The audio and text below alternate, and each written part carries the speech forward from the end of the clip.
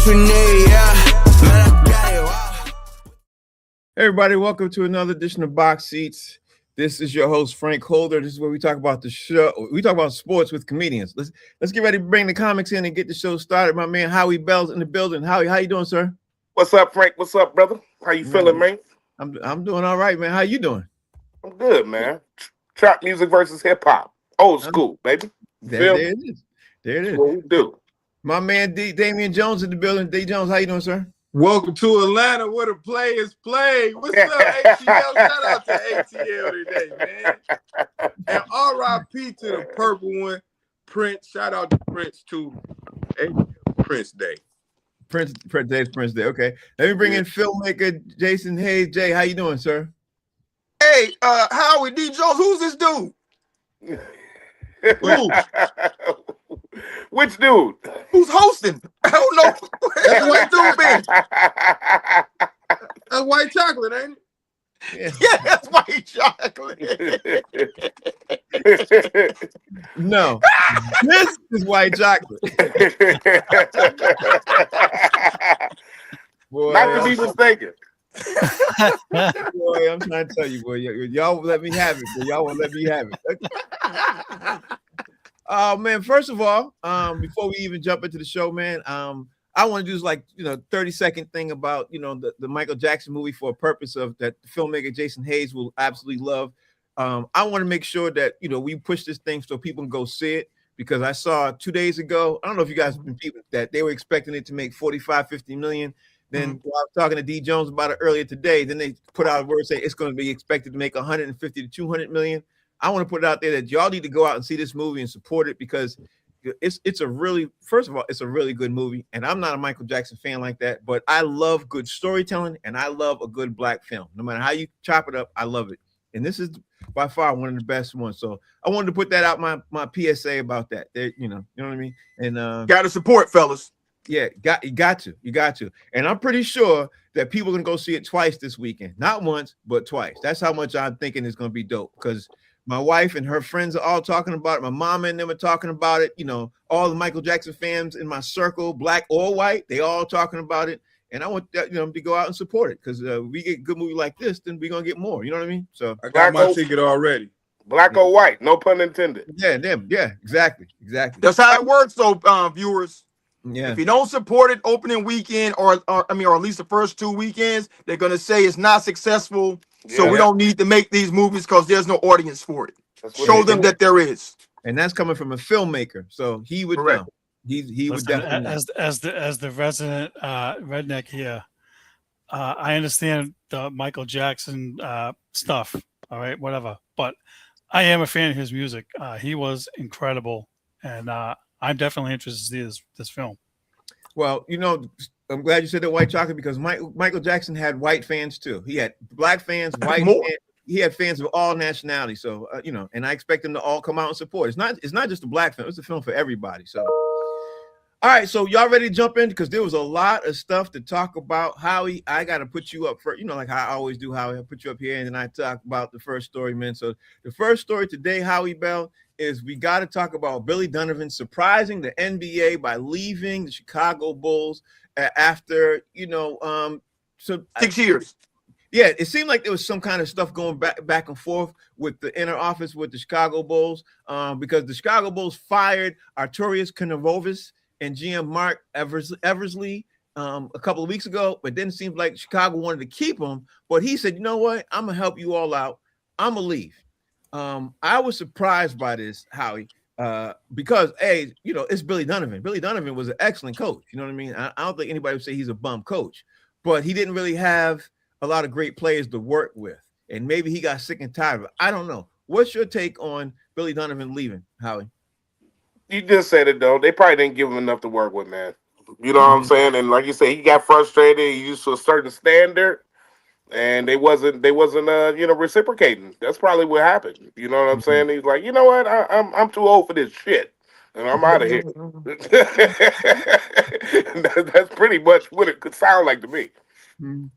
Yeah. Well, I will just leave it with this, Howie. Do you think that he should have left, or you think he should have stayed? What's your thoughts on him leaving and staying? I'm in the air about that. You know what I'm saying? I mean, does he have another job lined up, or does he not care? You know what I'm saying? Because sometimes people get to the point where they don't care, or they got something lined up. You know what I'm saying? So is he going into broadcasting? Who knows? You know what I'm saying? Is he going to take on that other career everybody else does in gambling and sports? I don't know what he's about to do. You know what I'm Oh, he saying? might go But back to college. He might go back to college. It'd be he interesting. might go back to college. You know what I'm Yeah. saying? So he may have something else, lined up for him. But either way, he didn't want to stay in Chicago. That's for damn sure. Yeah, it says a lot. D. Yeah. Jones, when you hear that an NBA coach resigns, when this other NBA coach should resign, and he's like, he resigns. He doesn't even get fired. What's the first thing that goes through your mind? And do you think that this is a good thing he left? Well, didn't they get rid of like the GM and the president? They clean house. Yeah, they cleaned the house. And Chicago ain't really been good since Derrick Rose was there.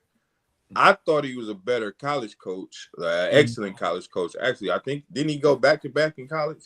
That he did. Yeah. I thought he was an excellent college coach. It seemed like that Ivy trade tore the whole thing down. Once Ivy got in there, it seemed like it all just. And they started the season great. Like they were winning games at the beginning of the season, and they were shocking people, and it just fell apart. I don't know what happened. That brings me up to another question, which I'm opposed to filmmaker Jason Hayes. Do you think that the NBA players tuned him out, Jay? And you think that's what led cause to his resignation?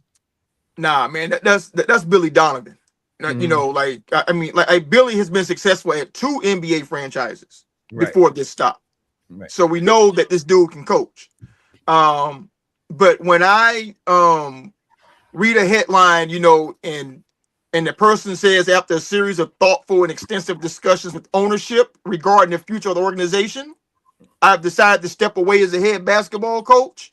And then the ownership says we wanted Billy to continue as our head coach. That was never in question. That tells me that he ain't like the conversation in the direction that they wanted to go in. Yeah. Like they already cleared the house out. He's like, listen, man, I mean, like who you trying to get? Who you gonna bring in? So whoever they were talking about, clearly he had no faith in those people. He's like, I'm not gonna stay here for that. And now bear in mind, the owner of the Bulls, Jerry Reinsdorf, is the same dude who owned the Bulls that we all heard about in The Last Dance, notoriously cheap. He didn't want to pay Jordan. He didn't want to pay Pippen. He didn't want to pay, keep everything going together. So my guess is it's probably the same thing. You bring up excellent points there. I can't knock anything you said. Steve, what's your take on this thing that as you hear everybody's response, and what's your 2 cents? Well, I'm going to cross sports a little bit because, Frank, as you know, in Boston, we're dealing with that here with Alex Cora. He stayed in place, and they brought in new GMs, 2 of them.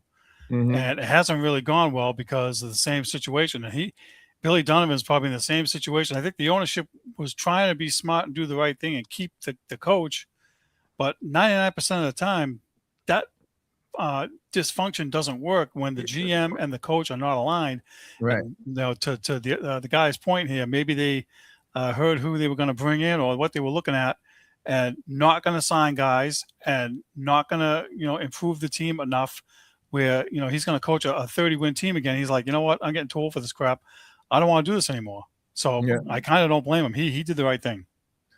Also in the news today, I'm not sure if you guys got a chance to see this, man. Mike Vrabel ended up coming to the podium today, Howie, and ended up getting a chance to talk. And he said he had some difficult conversations, with obviously management and ownership at the New England Patriots. We all know Mike Vrabel got caught with Deanna Rossini. Page 6 posted some, kind of risque photos, Howie. But today he came up and spoke about it and everything else. And he said he had some difficult conversations. He apologized to some people. He said what he thought. I saw it live, Howie. I saw it live. I ain't gonna lie. I am a New England Patriot fan and everything else, but he definitely looked like he cheated. Now, I didn't think this before, Howie. I didn't think this before. But when I saw it live, it looked like you were looking at a man who not only had to apologize to the team, but he had to apologize to his wife, and he probably did have an affair. Even though before I didn't think he had an affair. Now, after I saw him, Howie, whew, what you think, thought didn't you say he was single? He wasn't married.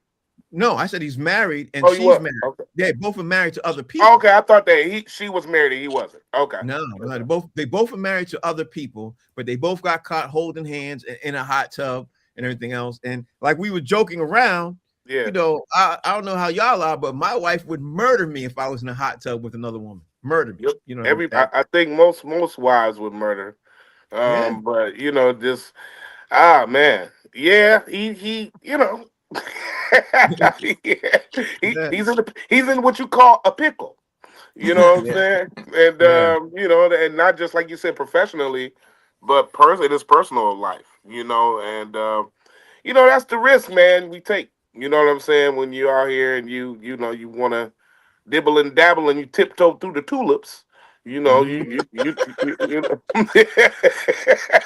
True. you know, you do. That's risk. You know what I mean? It's a high risk, high reward situation. You know what I'm saying? You know, so yeah. Yeah. So I mean, it is what it is, man. From that aspect. D Jones, do you think he loses some credibility with the team from doing what he did and get caught and then coming out speaking about it? I want to go back to you thought he didn't cheat. How did Right? Like it was in question whether or not he clapped. Yeah, what did you think? I thought they were just really close friends. I thought they were just really prayer close. retreat. Yeah. But that's crazy because Frank, I thought that you, when we initially talked about this on the other episode, I thought that you were saying that he was single and she was the one that was married. I thought you knew that there was a cheating situation going on. No, I didn't know. This is what I said, Howie. This is what I said. I said at the time, I don't care because I'd want people to have their private life private and whatever they do in public. You know what I mean? Like it didn't to me, and I'll still say this today. What he did by getting in a hot tub had nothing to do and no concerns to me over him coaching New England Patriots. And what she did getting in that hot tub ain't got nothing to do with her reporting the news. Right. It's just two people in their private time doing whatever they do. Having an affair. And they you know, whatever they did. I don't care. But you know, everybody else seems to care. So that's why I said I was a little bit shocked by that because maybe I was, you know, not paying attention. Well, per the interview, according to you, he cares. He cares. Yes, he see what they got pink because he got, but you know how that embarrassment pink? He got pink. Well, go ahead, D. Jones. Answer the question. What's your take? I think it's good that he got to talk about it now because in 2 days the draft happened. Ain't nobody gonna think about it. And thank God it didn't happen during the season because you don't want no distractions like that during the NFL season. So, because like last year before the NFL, it was Stephon Diggs on the boat snorting. So they still made it to the Super Bowl. Thank God it didn't happen during the season. So yeah, I think in 2 days, everybody gonna forget about it. The draft is gonna be the biggest topic out there. And he probably did have to go home and apologize and sleep on the couch. Yeah, well, probably more than that. He probably had to pack up some stuff though. You know what I mean? Maybe he slept with old girl. I don't know. Jay, when you look at this like this, man, and you hear Mike Vrabel obviously speaking out and talking about to the team and to the press and everything else, it's a sticky situation. When you look at it like this, man, from outside looking in, what is your take on this, especially when he had to address the team? I want to thank you and D. Jones for helping me better understand the MAGA mindset.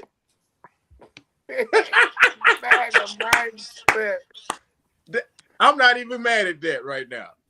I ain't either. Go ahead. I want to hear where this is going. Vrabel in the hot tub, half butt naked. And Frank was like, he had trucks on. I'm not sure he smashed. I gotta wait for the sex tape to drop before I believe it. Jay, I didn't say that. You know what I'm saying? That is you're right. That is a MAGA mindset. That's the MAGA mindset. It's right there in front of you, dude. All you gotta do is acknowledge it. Nah, man, I can't acknowledge that, man. I can't. Don't put me in that. Don't acknowledge it. I'm like a Trump supporter. Listen, I need to the see only thing Vrabel had to do was step to the mic and say, "Did y'all see them titties?" You know what I'm saying? Because listen, man, you know she's a sports reporter. You know she in shape. She's a former athlete. He's a former athlete. And I'm gonna tell you, the last people he got to explain anything to is their locker room because they doing everything he doing plus some. Right. So he got to explain nothing to those dudes. But he had to do it because women are pushing back. I mean, I'm on social media, you know, and I look at a lot of women. They're always commenting saying, look, bro, she's out of a job. And nobody's even made this dude even make a statement about what happened. And you're not going to convince me that a lowly reporter, not to be, you know, like besmirch the profession, but for comparison's sake, means more in this dynamic than a dude heading up a multi-billion-dollar organization. How is she more into account, you know, and being held, you know, to a higher moral standard than the dude in charge of a multi-billion-dollar corporation? So that's the disconnect. And I mean, I'm happy he said something, but he had to say something because the pressure outside of that building is saying that, I mean, y'all got to at least acknowledge this. White Chocolate, what's your rebuttal to that statement? Well, I agree that he definitely had to say something. I mean, the draft's in a couple of days, and they're not going to answer questions about that during that time. And I think he was smart to wait until now to say something. And people are pointing to the fact that she lost her job. Let's not forget, she resigned. They didn't fire her. Okay? No, semantics. No, yeah, well, it's semantics, bro. It's semantics because she couldn't provide the proof that they asked for. Okay, so either way, she lost her job, right? But he has to come out and say something because the players are going to listen to him, and he can't be sitting in there saying, "Hey, you know, you guys don't want to be a distraction, blah blah," and then go and be the distraction. He knows, and he pretty much said so today. Look, I can't. You know, it includes me. I'm accountable too, blah blah. But if he doesn't say anything for another couple of days, when the draft comes, there's going to be no questions about play. It's going to be about that.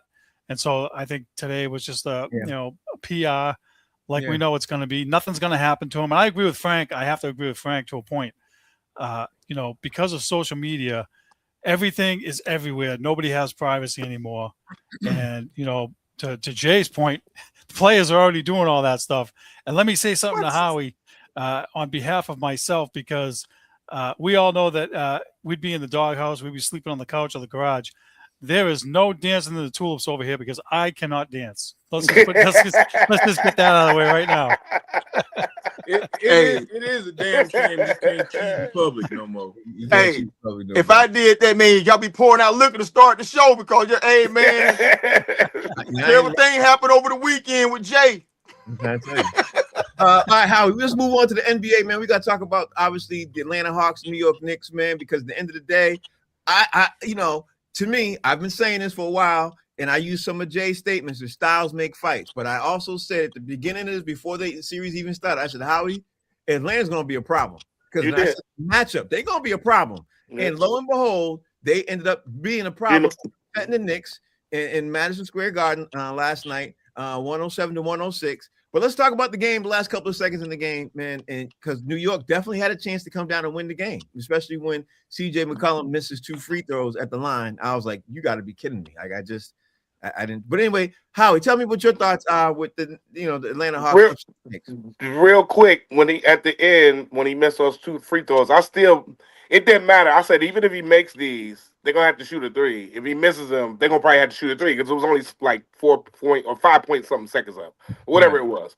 So that was it. Either going to have to shoot a 3 regardless. So, but I'm going to tell you this. The other guy, man, from Golden State, he must have heard D. Jones talking, saying he was a bum. You know what I'm saying? And he wasn't living up to his full potential. What's his name?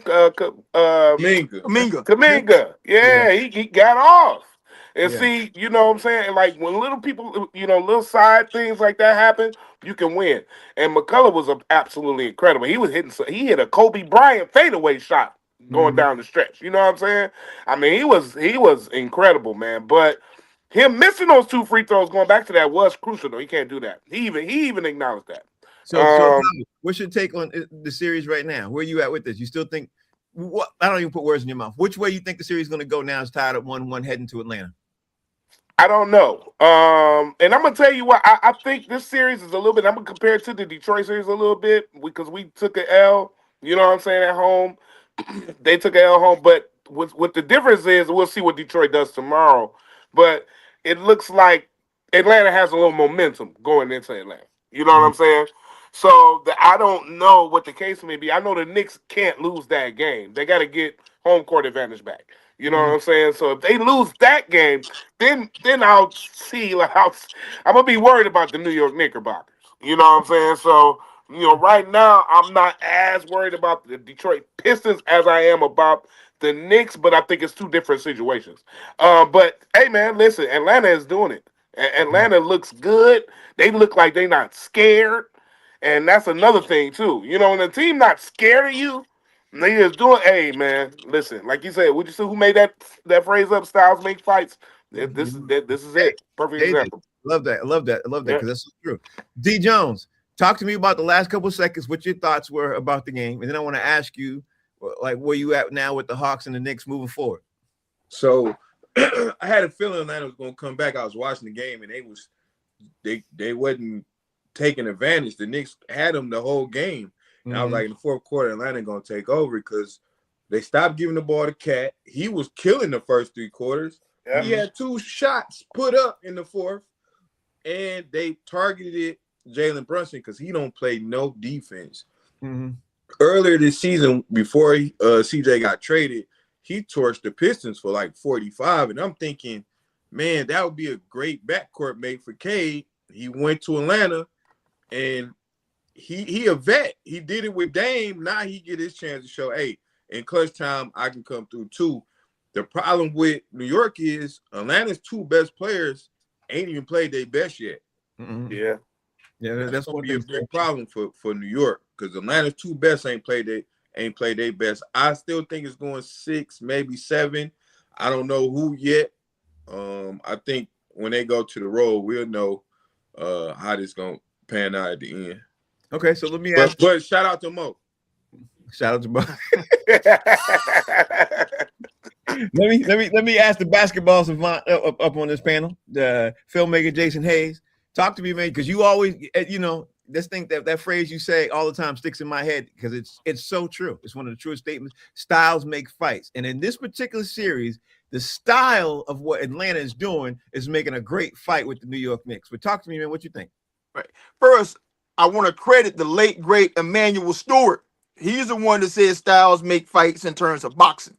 Okay. Like a dude who's a bum against other people can go knock out the champ because his style is just suited to knock him out. So for me, like, why? I mean, one, I didn't watch the game, man, because I'm in a house full of women and I had to make a compromise last night on the TV with something. So I only watched like the last couple minutes of the game.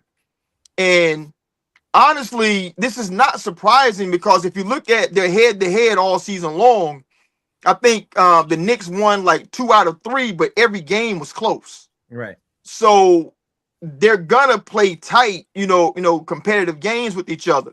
But if I'm Atlanta, like as happy as I am, they still could have left down 0-2. And they should have left down 0-2, man, because the skinny kid missed that buzzer shot, and that was a clean look. Mikal Bridges? You talking about that one? Yeah, Bridges. Yeah. Because once McCollum missed both free throws, right, 5.2 seconds, bro, that's an eternity. Yeah. He could have went to the rack. He had enough time to go to the rack. Yeah. Bro, I mean, like NBA players can cover the whole 60 feet in 3 seconds. 2 dribbles. You know what I'm saying? Yeah. He got a clean look. I think that he rushed himself, sooner than he needed to, man, because, he released the ball. It was still like 2.5 seconds left to go in the game. So, he could have gathered himself and really taken a good look. And maybe, and maybe, we having a different conversation today. But I don't think the Knicks are panicking. They shouldn't panic. I mean, they've beaten these dudes. They've always played them tight. But the one thing the playoffs overall has shown me is that it ain't sweet out here for nobody. Yeah. It ain't nobody, who's just gonna run over anybody in this thing except for OKC and Phoenix. But other than that, man, I mean, this can be real competitive. Steve, what's your take, your rebuttal to that? Listen, we talked about this. Atlanta, went through a stretch once they traded Trae Young, and they improved immensely. And they're a scary bunch. For me as a Celtics fan, the Knicks are still more scary because they've had our number for a little bit. And I understand that, the times that they beat us, we didn't have either Brown or Tatum in the lineup, one or the other at the same time. But they still scare me a little bit. It would not be a shock if Atlanta knocked the Knicks off, and that would be a huge upset given the pressure that they have going on down there. They fired the coach, and the new coach can't get out of the first round. That's going to be doom for them. That'd be horrible. It'd be horrible. It'd be horrible. So the Knicks had a 14-point lead and lost. Denver, y'all got to check this out. Denver had a 19-point lead and lost to Minnesota last night, and Minnesota ended up coming back and tying the series. Obviously, last night. Anthony Edwards led the way. He had 30 points. He was playing on a sore knee. I ain't gonna lie. I watched that game last night, man, and I couldn't believe what I was seeing. I couldn't believe that. I'm looking at this game. I'm halfway paying attention to Howie. I'm like, yeah, this is not big. And then I just see them coming back. I'm like, we about to have a real game here, and we did. Howie Bell, this series is for real over here. Minnesota versus Detroit. The Denver. What is your take on Minnesota and coming back, and beating Denver in Denver? I'm mad because when they got up like 19 like that, I cut the shit off and went to bed. So I was like, oh my God, they about to blow them out. You know what I'm saying? I was like, here we go. Not just cut it off, man. And when I woke up to Sports Center, I couldn't believe what I was looking at. And so, yeah, I was upset with myself for missing that comeback, man. And I'm happy to see that Ant Edwards picked it up, baby. I love it. I love it. I love that guy. I love his gameplay, and I love his drive. You're right. Just what Jay just said. It ain't sweet out here really for nobody. You know what I'm saying? So what was you thought of how he going to go moving on? Like since Minnesota, came back and tied the series at 1-1. Where you at with this? I still think Denver is going to win this series. Yeah. You know what I'm saying? But it's going to get competitive, and that's what people want to see, man. Nobody want to see no sweeps, really. You know what I'm saying? People want to see play. You know what I'm saying? Really, to be honest. So we don't want to see nobody get hurt and things like that, but nobody want to see no sweep. So D, before I even jump into this, D, did you lose any money on this game last night, bro? I did not. All right. He quit. I started to put money on Atlanta coming back, but I was like, no, I just kept losing. So I did not put any money on anything last night or tonight, but I might. I thought you quit. No, exactly. Yeah, he said no, exactly. Exactly. What's your take? No, exactly. I watched the first quarter, and Minnesota looked terrible. And then I seen Edwards grab his knee. I'm like, he about to leave. This game about to be a blowout. I, too, turned it off, woke up. Not only did they win, but Minnesota is talking trash. I think it was McDaniels. Yeah. Was talking like, Joker can't defend, Gordon can't defend, Jamal Murray can't defend. They're terrible defenders. I'm like, oh, now y'all talking smack. I'm about to watch the rest of this series now. Like, I'm so mean. D Jones, they might not win another game. We're talking to Hey, but I say this. I think Gobert is overrated as a defender. He is giving Joker some problems. Yeah, it's a little small problem. Jay, you hear the talking trash? You saw the score. It came back down to 19. Where you at with this, bro? Tell you something that's not talked about nearly enough about Ant. Ant's a dog, bro. Yeah. Mm-hmm. Ant's a stone cold dog. Mm-hmm. And so as long as he's on that court and he's able to go, Minnesota gonna have a chance. The problem for with Minnesota is it's never been Ant. It's always been the supporting cast and them doing their jobs. Yeah. So I'm not surprised that the tall old Frenchman felt the way because the young tall Frenchman got Defensive Player of the Year because he feel like he should win it every year. Joe Bear? Yeah. Gobert. I'm going Gobert. No, that's what they say, Gobert. Gobert. To me, he's Gobert. You know what I mean? He played good. He played good, though. He played good. Yeah. You know what? Last night, he was Gobert. But the rest of the time, he Gobert. Right? So he stepped up and played the game of his life. But the problem is he's not consistent. Yeah.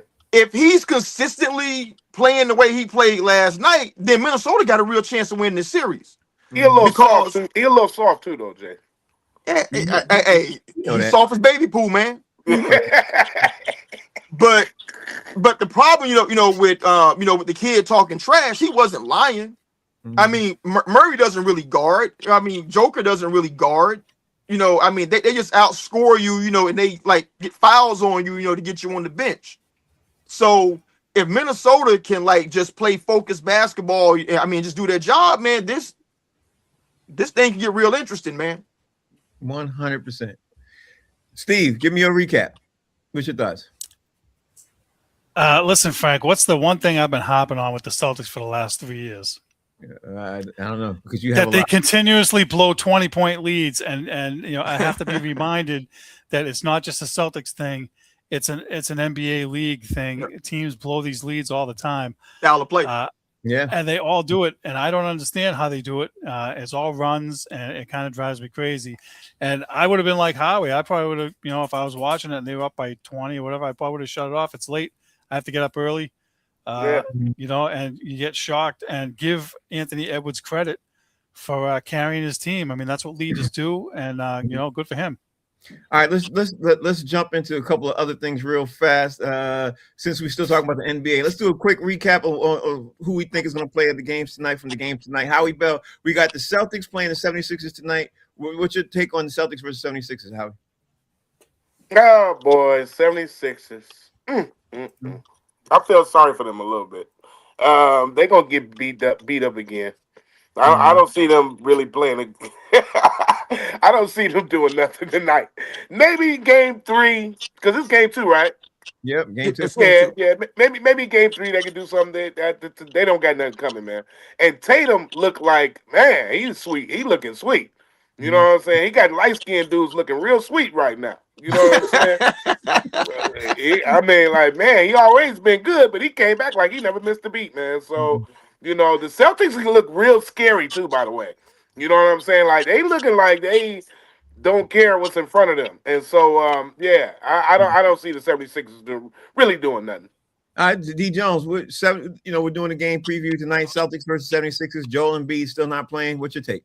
I refuse to say anything good about the Celtics. And thank you. I hope Joel Embiid come out like Willis Reed. They win 4 straight. Is he gonna play? No, he's not playing. This will be over in 3 more games. Jay, what's your take on this? Joel Embiid's not playing. Celtics playing the 76ers tonight. What's your take? I want to piggyback, what Howie said about Jason Tatum bringing back light-skinned dudes. That means that Frank can stop being Dominican. He can just lean into it. I'm light-skinned, man. I'm not Dominican. That was low, Jay. He can just claim his light-skinnedness now. He ain't got to hide from it. Yeah, you got to stop reading my post. That's nice. Oh, that's cool. He can start going. Like going by Frank instead of Franco or Francisco. Franco. No, hey man, listen. Hilarious. Y'all know I hate Boston, bro. Yep. But man, Philly, man, they ain't nothing they can do about this, man. I mean, they are a Danny dude in prison, bro. Ain't nothing they can do about what's about to happen to them. Yeah. All right, so Steve, you get the last word on this, man. We can move on to the next series. What's your take, Steve? Okay, I just got through saying I got sick of them blowing the 20-point leads. They got a big lead. They didn't blow it. They didn't piss it away, and they just got to keep doing what they're doing. I think Jason Tatum has made a huge difference, obviously, and it's good to see him back. And so, without Embiid, they're on demand. And so, if they don't sweep them, put it this way: if they don't sweep them, then shame on them. I will say this: the Tatum ain't doing his best yet, so we'll see. Now let's talk about the Portland Trail Blazers versus San Antonio Spurs. Howie Bell. People are saying this could be more interesting if Portland can do a couple more things. I don't know. I mean, I will say Portland Trail Blazers played better in the last game, even in the loss, than I expected them to play. Do you think it's going to be a series, Howie Bell? What you think? No, this is the other series where I think that this team can't do nothing, man. Them dudes is dreaming about Wemby blocking their shots and they sleep. You hear me? He is a nightmare for them. There's nothing they can do, man. You know what I'm saying? They gonna have to beat them up. Like it's nothing. What else can they do? Not Portland, man. You know, they might as well just chill on out. You know, do a bowl of meth and go and enjoy the rest of the Portland people. Wow.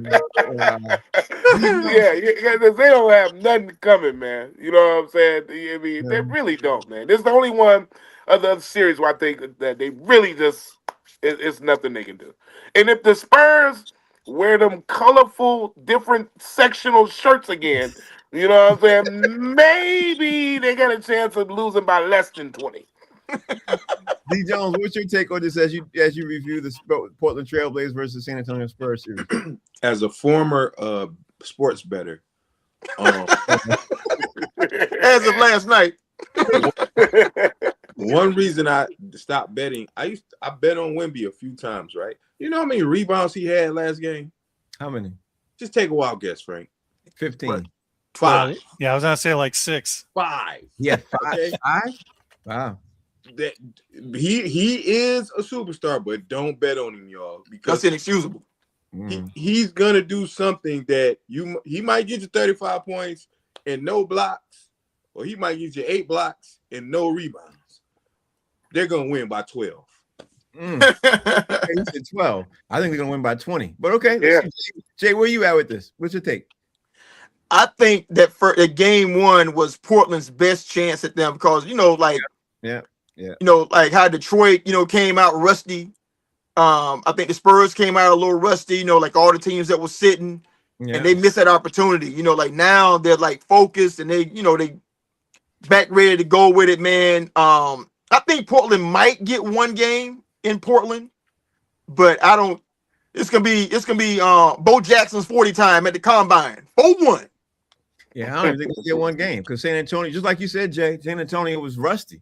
And now I think they're getting their things back. I think they're gonna blow them out by 20. But it was their best chance, man. If they didn't get them, man, I don't think they're gonna get them.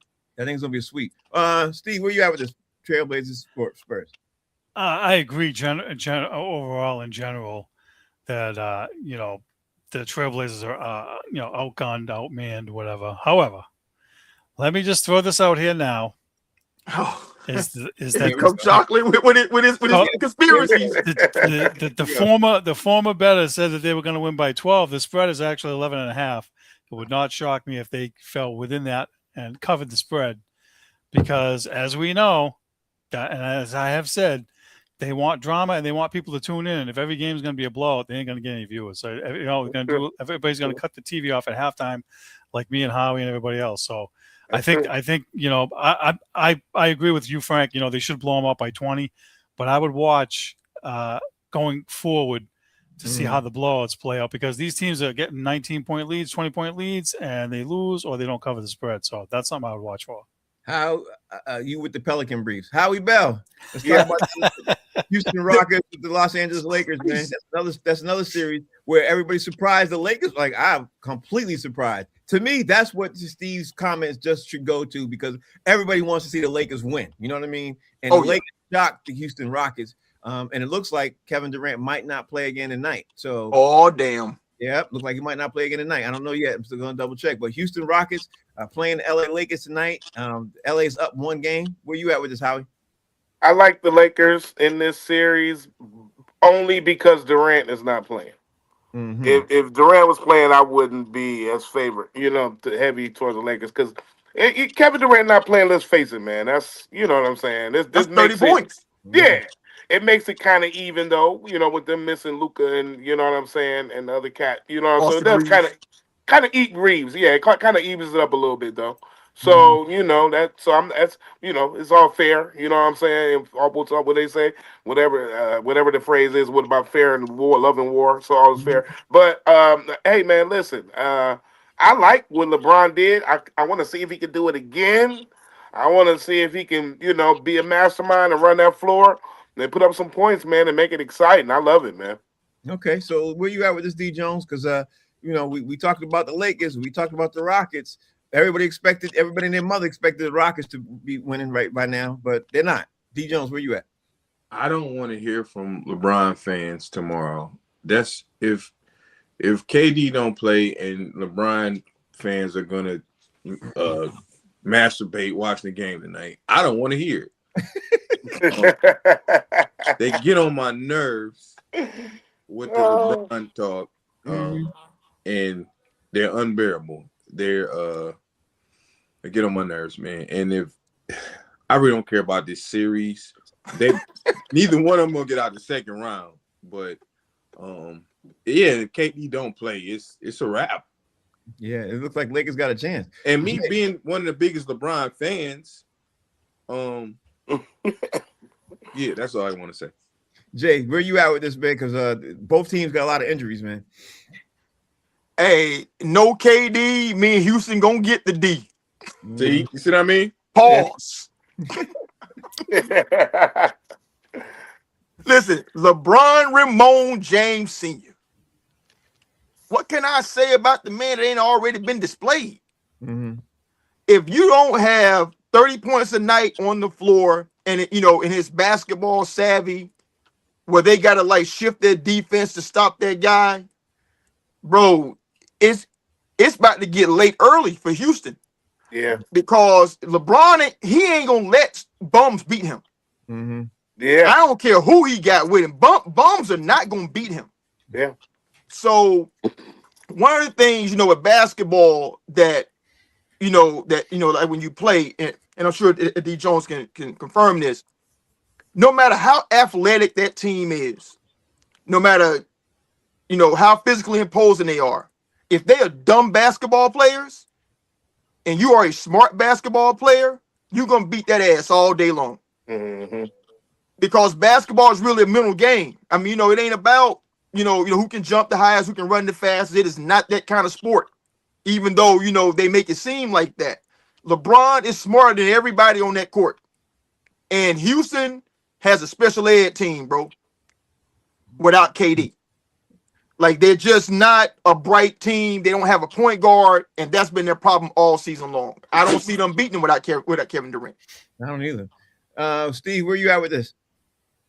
I'm in the same camp as you guys. I think it's difficult to win when you don't have your best guys, and he's a difference maker. And I was just reading he's a game time decision, and honestly, in their case, they may be wise to hold him out for another game because he won't be 100%, and then see if they can get him at 100% in Game 3 on their own home floor and see if they can swing some momentum that way. That's what I would do if I was them. Okay. Howie Bell, let me just talk about this next topic. I don't think it's going to surprise anybody on this panel, but Mike Tomlin is joining NBC as a sports analyst, and I'm sure you guys probably saw the news about this and everything else, but he's going to join NBC's Football Night in America. There's some people who, are surprised by this. I don't see how they're surprised. I read a couple of articles on this. I don't see how, but they're saying that. Do you think he's going to be a good enough analyst for this NBC thing, Howie? I think so. It depends on, how if he can catch the groove, because there is a certain cadence that those journalists, analysts go by. But yeah, I think he could do it. I think he has an opinion, a heavy opinion. So they need that. He has pedigree, NFL pedigree. He has that. You know what I'm saying? He's going to be a good analyst, I think. If he can, get his flow together and know how to, banter back and forth, with the other panelists and stuff like that, analysts or what have you, he could do it. I wish him better. And that's money on the floor too, man. That's easy money, bro. Yeah. Easy money for him, for anybody going into that. One day a week. D. Jones, you like Mike Tomlin on NBC's Football Night in America? He was funny on the pivot when they were interviewing him. I think he got personality. I think he's funny. I think we're gonna see another side of Mike Tomlin. And I think it's perfect for him, man. You're a great coach. You're a championship coach. And maybe in 2 more seasons, I hope he goes to the right team because I want to see him win again. I don't want the Cardinals to come. Hey, come help us. No, I want you to go to a contender and coach them. But I think he's going to be great at it. I will say this, Jay, for the record, I don't think he's coaching anymore. I think he's gonna enjoy this so much. He's gonna be like, this is so much less work and he's making more money. I think he's gonna just what he's gonna do. Where you at with this? Yeah. Where you at with this, Jay? What you think? My first thought is only in Trump's America would anybody even question whether or not a dude who coached NFL 19 seasons and never had a losing season would question whether or not he knows football. Right. You know what I'm saying? Like that's, but there are people, who feel like, man, will he be good at this? Can he do this? Bro, he's been performing for 19 years as a head coach. And so that's going to be like a really easy thing for him. It's easy money. It's the Sunday night thing. So he ain't even doing like crazy prep, where they send him out to do all these interviews and stuff like that. So for him, yeah, I'm with you, Frank. He can say, wait a minute, I can just work like 3 days a week and still make millions of dollars a year. What the hell was I doing? Yeah. Out here grinding for it. Yeah. I think that's what Steve. I think he's gonna work maybe 2 days. It might even stretch for 3. I think he's gonna do, Steve. I think he's, how the production staff, they go interview the team, the day before the game. He ain't doing that.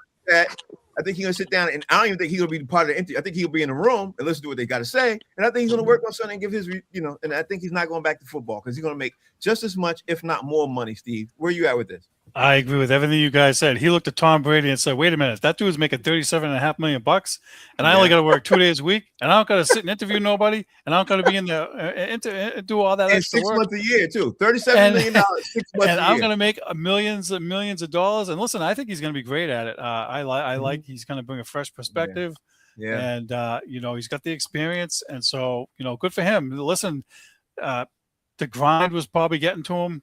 It wasn't worth it anymore. Like I said, he's looking at easy money, and he should. I don't listen. It's unfortunate that they gave Tony Dungy the boot, but they have a new voice and a younger guy, and I think he's going to do a good job. Howie Bell, we got to jump into the football because guess what? The draft is Thursday. I saw a news item today that I don't know if you guys saw it, but I saw it today, and I was like, I got to talk about this to the guys because Odell Beckham Jr. is again going out on all cylinders, trying to get picked up with the Giants again. Odell Beckham Jr. and I think that he might have a shot. You know what I mean? They got him in. They did a workout, doing a physical with him and everything else. He looked like it's a possibility. Howie Bell, you loving the fact that Odell Beckham Jr., who passed his physical, he did the workout and everything else. Do you like the fact that he's coming back at 33 years old, trying to play for the Giants? I do. Why not? Well, they don't have nothing else to lose. Listen, the Giants got some picks coming up. They got some things going on. They can afford to bring him. He probably don't cost that much. You know what I'm saying? I mean, to bring him back, why not? He's the organization, they know about him. They used to. They got a relationship, whether it's rocky or whatever. In certain situations in the past or what have you. But yeah, I think that's good for him, man. You know what I'm saying? Good for the Giants. Why not? They don't have nothing to lose bringing him back. All right, like I said, the draft is coming up, D. Jones. When you're bringing in other players, who are former older players, and you got a new head coach like Harbaugh is, else, do you think this is a good look for the Giants? If that words leaked out that they're hosting him, D. Jones? If I think he still got hands, can he stay healthy? If Odell's like your fourth receiver, then yeah, you need a veteran in the room, and he maybe can help the young guys. If you got to rely on Odell Beckham, then that's where the problem lies. But if he's like their third or fourth receiver, then why not? Like, he still got them hands. Yeah. Okay. All right. As a resident New Yorker up here on the panel, what's your take as a resident New Yorker about hearing words of this about Odell Beckham Jr. coming back to the Giants? Jay? Hey, as a resident New Yorker, they can't go nowhere but up. I can tell you that. Mm-hmm. So if they got to bring in, Odell Beckham, David Beckham, or Beckham, back them up, whatever. You know what I mean? I mean, anything, they got to try anything that they can do. But I will say this, you forget that Odell played for Harbaugh in Baltimore too. That's right. That's right. So it kind of makes sense, for him to come back, to play for Harbaugh for a team that he played for previously. And 33 ain't that old, man. I mean, he still got some tread on tires. That's 100%. You're right. So Steve, you I get the forgot last about word. that you played for him before. I forgot that. Steve, you get the last word on this. No, it's a good move. Listen, we saw it here with Stephon Diggs last year. 32 years old, came in, was a veteran presence in the room. Don't forget, they have Malik Neighbors is out with Right. torn Yeah. ACL, right? ACL, yeah. At least for the first, maybe month or two. So listen, they need somebody to catch the ball. They need somebody that's experienced, and they need somebody to help build the culture there with Harbaugh. So they like Jay said, they have nowhere to go but up. They have nothing to lose. At least he's not trying out for the Jets. Oh my God. So And how, that's when you know he really destituted, and needs some bread. 100%. How I would play for the Jets. and the same news token, in the same news sphere, Jimmy Garoppolo word is leaking out that he's considering retiring. You know what I mean? You still playing? See, there's that too. People say he's still playing. Yeah, he was a backup. So Howie Bell, when you hear Jimmy Garoppolo is considering retiring, where you at with this, Howie? What you think? Because he just ended up playing the last 2 seasons with the Rams. And he was backing up Matthew Stafford, but he never saw the field. Yeah, he was just he was a clipboard holder, you know what I'm saying? But now he can start coaching now. Because that's usually what happens, you know what I'm saying? A guy like him. You know what I'm saying? He can start getting into coaching and doing all the things that, bummed out quarterbacks do. You know what I'm saying? When they get at the end of their rope, when they get a million chances just to keep a job. Now here comes another job. You can go into now you can start coaching. So that's kind of how it goes. Okay, so D Jones, do you like the fact that Jimmy Garoppolo is considering retirement, or do you think he should be on another team that clearly needs a quarterback? Because there's a couple of teams out there that need a QB, like Oakland. You know what I mean? Why not go back with Tom Brady and try to get stuff back? That's what I was thinking. But where are you at with this? Why wouldn't you want to be a backup quarterback in the NFL? I'm getting money, I'm not getting hit, and I'm hitting all the chicks. It's the perfect job to have. I will be a career backup. Hey, you need Willie Beeman? Here I am. Like, I wouldn't retire. Get some more money. You ain't even that old. Yeah, he's not. Yeah, okay. But Jay, I like I said with Oakland, I don't understand why he doesn't even, unless Oakland doesn't want him, even though they got the #1 pick. But what's your take on that? I think you answered your own question, Frank, when you said teams that need a quarterback. He ain't a quarterback. Goddamn, you can't win with Jimmy Garoppolo. You can't. He over with. If they need a clipboard holder, like D. Jones said, a master Gatorade mixer, stirrer, whatever you want to call it, Jimmy's your guy. If you're trying to win games, even if he's good, he gonna get hurt. He, Jimmy like Anthony Davis, man. He'll get, miss half a season for getting a haircut. You know what I mean? So, but even though he's a backup, you still got to grind. Like, you still got to stay ready in case you got to play. So you're still in the facility at 4:30, 5 o'clock in the morning, especially as a quarterback, working out, studying film, doing meetings and all that stuff. Maybe he's just tired of it, man. He's like, look, bro, I've had enough. And don't forget running the scout team, because you got to run the scout team and play in the practices. You got to do that. But women love him, so don't be surprised if he's retiring to go into television or doing something like that. Yeah, acting. 100% right with that one. I see a smirk on Steve's face. What you smirking about? Because Jay just stole my thunder. He's going to make $3 million as a backup and put in all that work. And he just saw Mike Tomlin go to NBC, be like, you know what? I can go on NFL Network and be on Good Morning Football or do some other TV crap. And get paid more, and he can do a podcast and make $1 gazillion. There's more ways for him to make more money than sitting there holding the clipboard. I'm with D Jones though. Listen, you can pay me $3 million, and I'll sit there and hold a clipboard and go take a knee at the end of the game to keep Matthew Stafford healthy all day long. But I think his decision is, like Jay said, if he's a starter, even if he went to the Raiders, which is never going to happen because Tom Brady's there and those guys have a rift. But if he was a starter somewhere else, he would get hurt, and he's probably tired of getting hurt. He's tired of getting hit. He's like, screw this. There's got to be an easy way to make a living. So he's going to go do that. Howie Bell, we got to talk about one more thing before we roll up out of here. Justin Jefferson is talking about playing with Kyler Murray, but he's trying to walk that fine line. You know what I mean? I read a couple of his quotes. You guys could get off this and read it later and everything else. I think the reason why I wanted to bring this up is I think he's excited about the potential, Howie, of playing with Kyler Murray. That's what I think. and I think he doesn't want to rock the boat. But I really think he's looking forward to it. You know what I mean? Because Kyler Murray throws explosive. You know, he throws bombs. You know what I mean? He's an explosive type of play quarterback with that. But you know, he doesn't want to obviously tip the boat. You know, disrupt things over there in Minnesota. Do you love the fact that Justin Jefferson is talking about playing with Kyler Murray? You know, and the training camp ain't even started yet. You like this fact? Ooh-wee. Hey man, listen. When Justin Jefferson is the man, bro. You know what I'm saying? He can say what he wants. To be honest, you know what I'm saying. I mean, you know, that's as far as I'm concerned. If he talking about, hey, I'm getting hyped for that. Hey, what can you do? You know what I'm saying? He want to play with him. He want that man to play. He want to catch balls from Kyler Murray. You know what I'm saying? So I mean, you can't be mad at the fact that he's expressing that. You know what I'm saying? No matter what the situation is, bro. D. Jones, where you at with this? You know, like a wide receiver coming out this early, training camp even starting. He's talking about the backup quarterback. Minnesota can win that division if Kyler Murray can stay off the video games.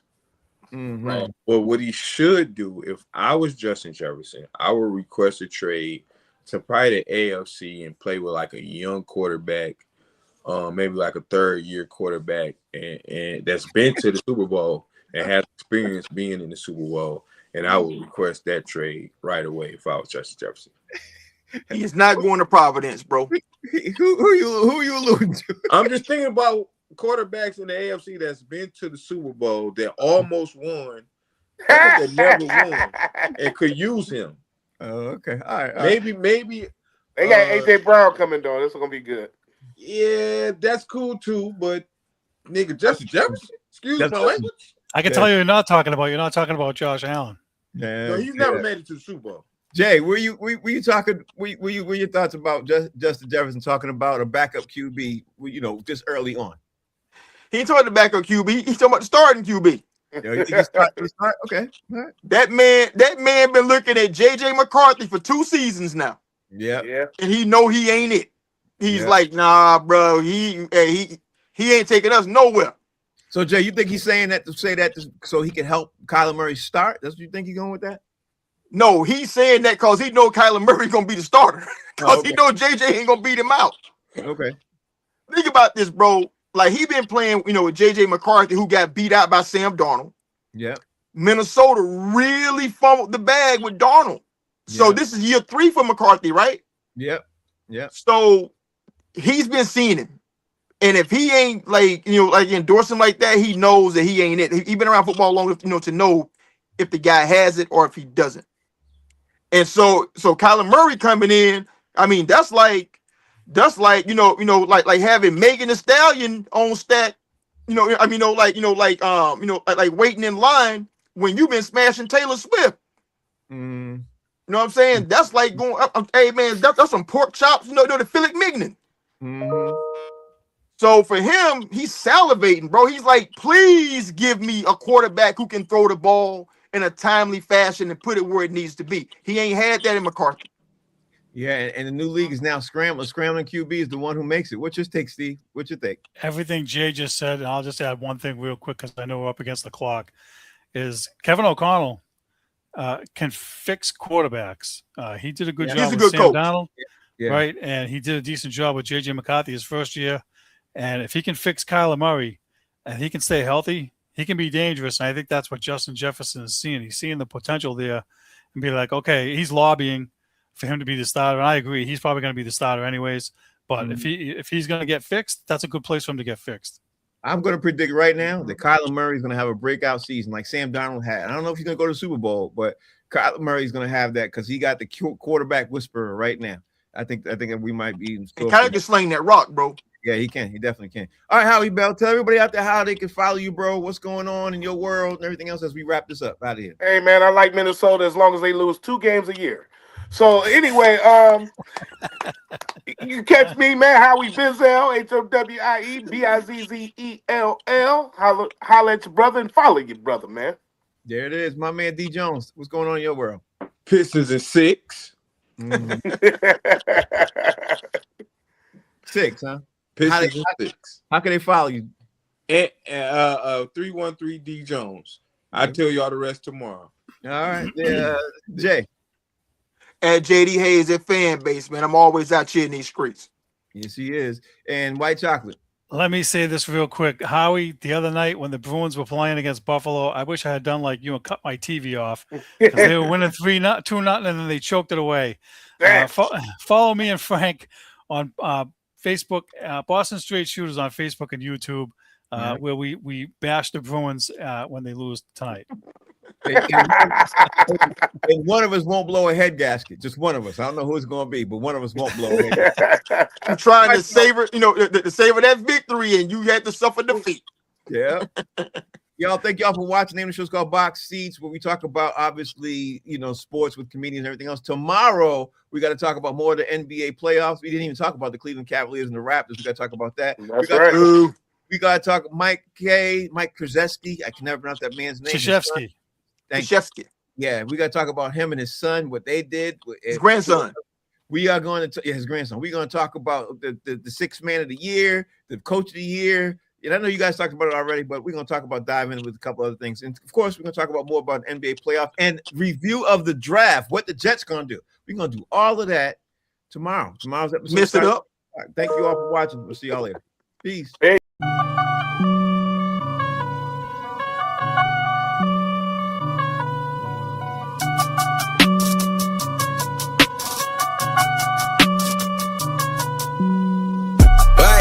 What you need, yeah, man, I got it, wow. What you say, hey, we about it, All right, guys, I'm out of here, man.